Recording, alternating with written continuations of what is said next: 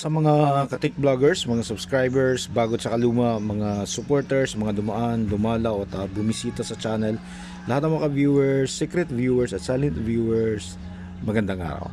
So ito na yung time na ipaparinig naman natin sa inyo. Titest natin kung yung ginawa nating Muskai 6-in-1 or multi-audio effects ay gumagana na ba lahat ng kanyang function mula dito sa overdrive, chorus hanggang delay. So gagamitin natin pang testing ay microphone lang, tsaka wala naman kasi tayo mga musical gadgets or instruments, gitara, wala tayong ganon dahil hindi naman tayo musikero. So ito lang yung gagamitin natin. So kung naririnig nyo medyo may kunting ugong, yung ugong na yan ay galing po yan sa adapter na ginagamit, yung power supply. Medyo hindi ko ganong gusto yung ginagamit dahil nakukulangan ako doon sa circuito na yun, yung binuksan natin at binaliktan natin yung polarity.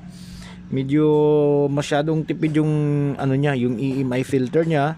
Tapos parang hindi siya fully regulated yung kanyang output. Kaya rin siya medyo maingay na konti. Pero pag tinanggal natin yan, yung amplifier natin ay napakatahimik. Walang kaingay-ingay yung amplifier natin. Sobrang tahimik.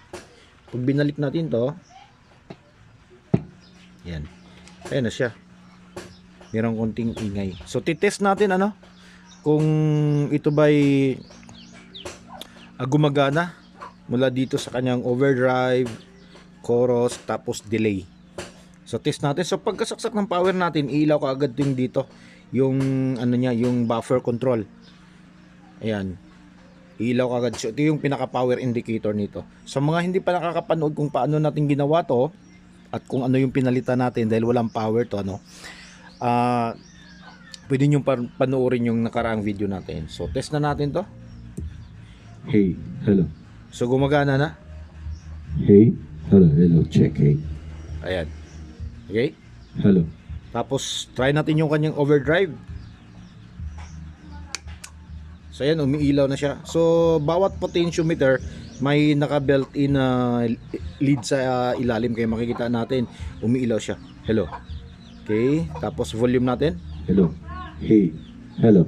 So kapag naka-on yung overdrive, hello, kahit na buksan mo pa yung natin, yung buffer, ay wala po kayong maririnig.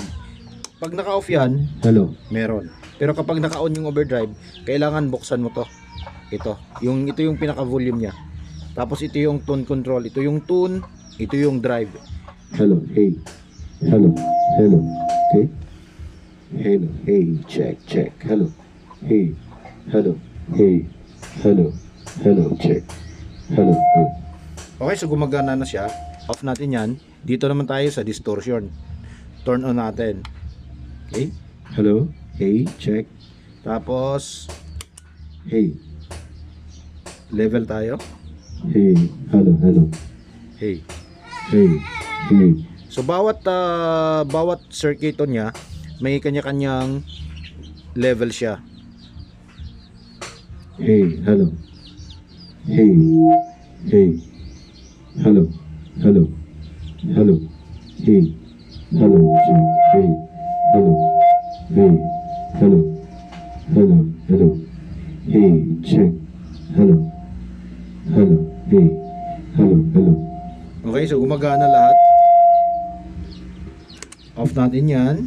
Tapos dito tayo sa kanyang delay. Hello. Hey. Hello. Repeat. Hello. Repeat. Yan yung repeat niya. Tapos dito naman sa delay. Delay.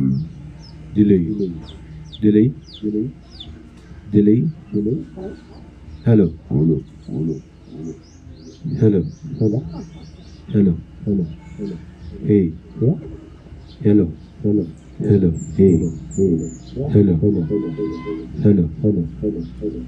Okay, so gumagana na lahat. Gumagana na lahat yung natin. So kapag naka-on to, yan. Ayan, so makikita natin na lahat yan iilaw. Yan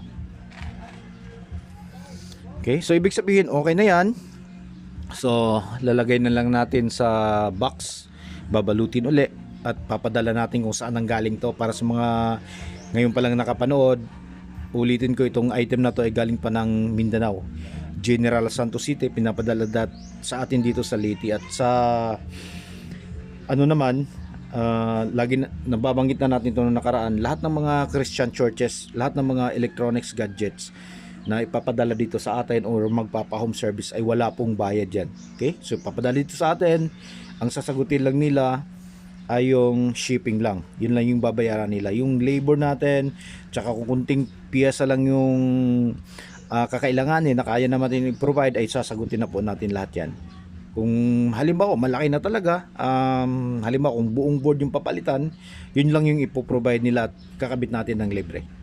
Okay? So sa mga Christian churches dito sa buong Pilipinas, so pwede po tayong mag home service. Okay? So wala pong bayad yung servicing natin.